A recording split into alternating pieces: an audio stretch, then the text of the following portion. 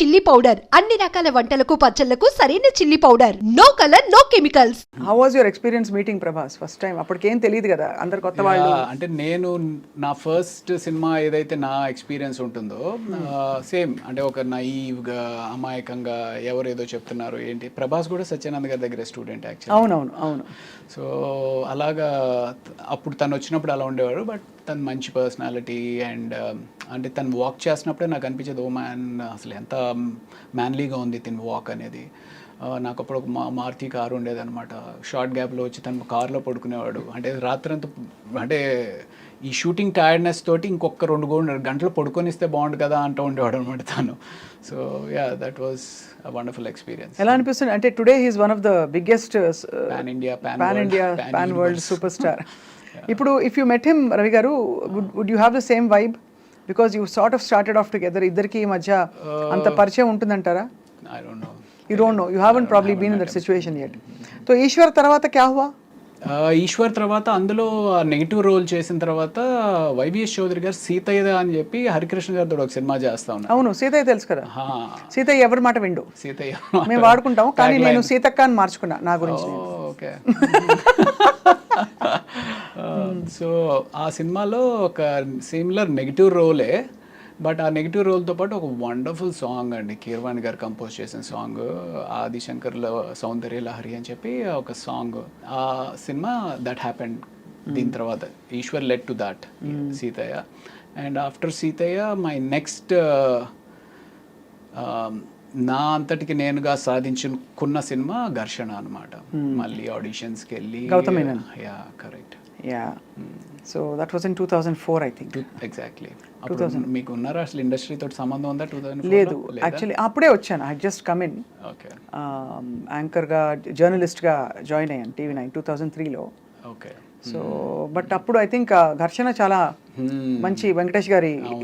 So Venkatesh గారి కాంబినేషన్తో మీకు చాలా ఇది మంచి ప్రముఖ పాత్ర అందులో. అవును. So obviously tell us about that experience. ఎలా ఉంది?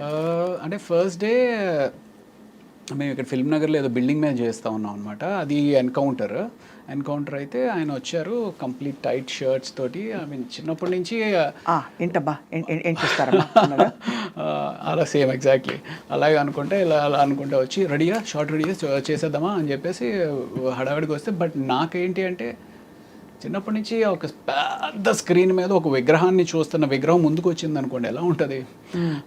బట్ చాలా కూల్గా ఉన్నారు. ఆయన చూడడమే ఒక థ్రిల్లింగ్ ఎక్స్పీరియన్స్ అనిపించింది అనమాట నాకు.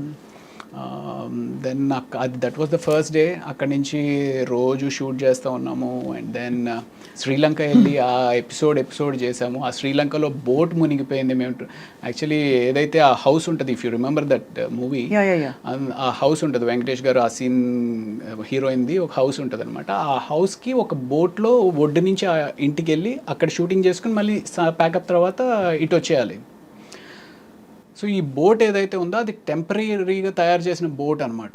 ఆ టెంపరీగా తయారు చేసిన బోట్ మీద అందరూ ఎక్కేశారు. అప్పటికి వెంకటేష్ గారు ఇది కూడా చేశారు. ఎంతమంది పట్టొచ్చు దీంట్లో అంటే, సార్ 15 మంది పట్టొచ్చు సార్ అన్నాడు. 15 మంది ఎంతమంది ఉన్నాం, మనం ఎంతమంది ఉన్నామంటే, సార్ 16 మంది ఉన్నామండి, ఇంకో 4 దింపేశానండి ఎక్కువ ఉంటే అని చెప్పేసి అతను అన్నాడు. సో బోట్ స్టార్ట్ అయింది. బోట్ స్టార్ట్ అయితే కరెక్ట్గా వెంకటేష్ గారు ఆ సీన్ మాట్లాడుకుంటూ ఉన్నారు. ఏంటి మీరు శివమణి అనే సినిమాకి థాయిలాండ్లో ఏదో బోట్ ఎక్స్పీరియన్స్ అయిందంట కదా, బోట్ మునిగిపోతుందంట కదా, ఇది ఇలా మాట్లాడుతున్నారు. నేను ఇలా చూస్తుంటే బోట్లో ఇంక నీళ్ళు వస్తున్నాయి. ఏంట్రా నీళ్ళు వస్తున్నాయి అనుకుంటున్నా. అలా వస్తున్నాయి, అలా స్పీడ్గా ఎక్కువైపోతూ ఉంది. సరే ఇటు వస్తున్నాయి కదా, ఇటు మునిగిపోతుంది కాబట్టి అందరం ఇటు వచ్చేద్దాం అన్నట్టుగా నేను ఇటు వచ్చాను కదా, అది ఆగట్లా. అలాగే నీళ్ళు వచ్చేస్తున్నాయి అని అరుస్తూ ఉన్నాం. ఇంతలో ఇటు వచ్చాము, అది విత్ ఇన్ సెకండ్స్ మొత్తం టాపులు అయిపోయింది. మీరు పడ్డారు? టాపులు అయిపోయింది. బోటు పైన ఎవరు లేరు. బోటు తిరగబడిపోతే మనుషులందరూ బోటు కింద ఉన్నారు. ఏంటి వెంకటేష్ గారు అసీన్ మొత్తం క్రూ, కెమెరామ్యాన్. అయితే అందరికి ఈత వచ్చా అండి? ఎవరికి? ఒక్క కెమెరామ్యాన్ గారికి వచ్చు. క్రిటికల్గా ఇంజ్యూర్ అయ్యి ఒక 3 రోజులు షూటింగ్ అయిపోయింది ఆ కెమెరామ్యాన్ గారి వల్ల. అయ్యా.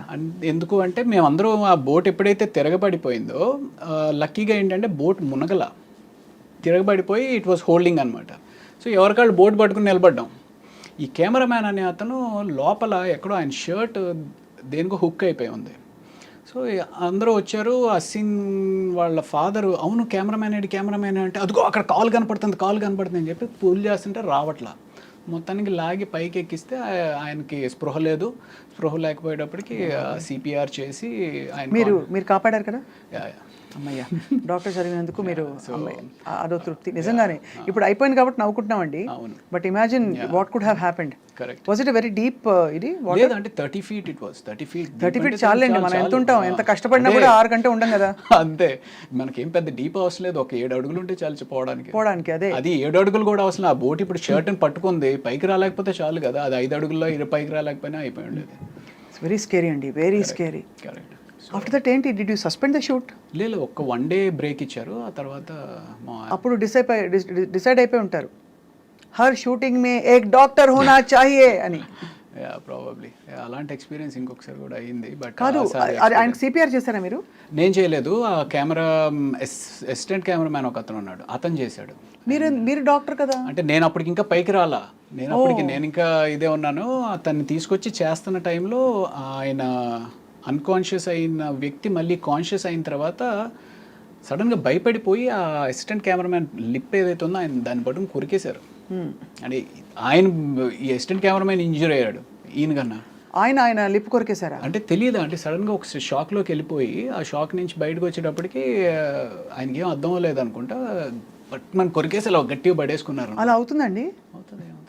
నియర్ డెత్ కదా. నియర్ డెత్ ఎక్స్పీరియన్స్ అయినప్పుడు you can go into a trauma or shock and do something like this.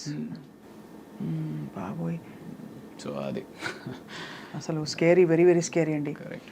ఆ రోజు I don't know how you all resumed your shooting. ఎలా కంటిన్యూ అయిందా ఇంట్లో?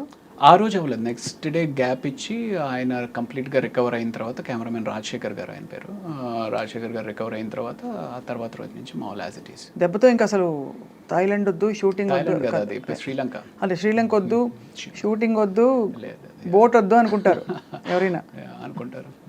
బట్ నిజంగా ఇవన్నీ అసలు చెప్పలేమండి ఎప్పుడు ఏం జరుగుతుందో. సో ఆ తర్వాత అఫ్ కోర్స్ మీరు మళ్ళీ ఇంకో సంఘటన ఉందని చెప్పారు. ఇంకోటి ఈ మధ్య అమ్మమ్మ గారి ఇల్లు అని చెప్పి ఇక్కడ రామోజీ ఫిలిం సిటీలో షూటింగ్ చేస్తూ ఉన్నాం అనమాట. ఆయన చిరంజీవి అని చెప్పి ప్రొడక్షన్ అతను అసలు ఎంత బాగా పలకరిస్తాడంటే అండి, నేను ఆమె గాడ్ ఇప్పుడు తలుచుకున్నా సరే నాకు ఏడుపు వచ్చేస్తా. సార్ కొంచెం కాఫీ తీసుకొస్తాను సార్ కొంచెం అని చెప్పి అలా తీసుకొచ్చి ప్రేమగా సర్వ్ చేయడం అనమాట. భోజనం చేస్తాను, సార్ ఈ కూర ఉందండి అద్దరిపోయింది కొంచెం వేసుకోండి సార్, కొంచెం అంత ప్రేమగా ఉండేవారండి. ప్లస్ అమ్మమ్మ గారి ఇల్లు అనేది మేము ఆల్మోస్ట్ అప్పటికి ఒక 20 days ఏదో చేస్తూ ఉన్నాము. అందరి మధ్య ఒక బాండింగ్ వచ్చేసింది.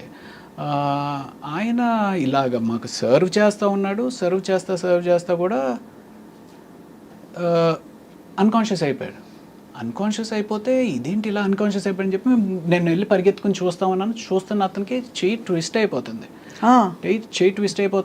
వెంటనే నేను పట్టుకున్నాను, కానీ ముందు పడుకోబెడదాము అంటే సడన్గా లో బీపీ కానీ ఏదైనా అయిందని చెప్పి కింద పడుకోబెట్టాం. అయిన ఇంట్లో 108కి ఫోన్ చేసాం, కానీ ఏమైందండి? సింకోప్ కాదు, ఆయనకి ఇది బ్లడ్ హెమరేజ్ అయింది. Oh my god. అదే బ్రెయిన్ హెమరేజ్. Very scary. విపరీతంగా చాలా అంటే I could control myself, విపరీతంగా ఏడుపు వచ్చింది.